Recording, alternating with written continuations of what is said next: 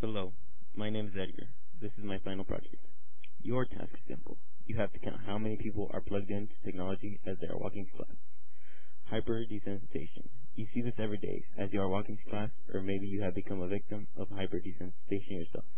According to Richard DeGrandpre, author of Dystopia, hyper-desensitization is not being fully aware of the unplugged world due to sensory addiction from the plugged-in world. It is no longer enough to simply walk to class. Many students find the need to be plugged into their iPod, talking or texting on their cell phones, or another sort of technology.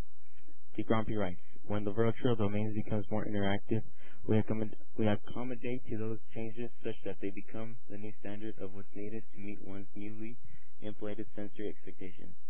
DeGrandpre tries to explain that some people have the need to be plugged in because technological advances have increased our sensory needs, so it is no longer stimulating enough to be in the unplugged world. DeGrandpre also writes of how technology increases sensory addiction, which makes the unplugged world boring.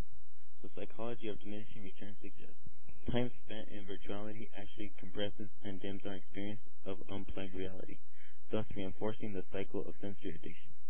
But it is not our fault that we are sensory addicted. DeGrandpre writes that virtual worlds are becoming increasingly attractive havens in which to flee from the unplugged world. This further conveys that the plugged-in world seems much more interesting than the unplugged world.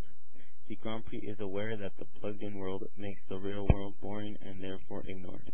As virtual worlds become hyper-real, the old-fashioned world fades in comparison to a new standard, writes DeGrandpre. But why is the constant need of being plugged in such a bad thing, some might ask? Well, the need to always be plugged in affects our interaction with the unplugged world. This might be a failure to interact with other individuals or the environment.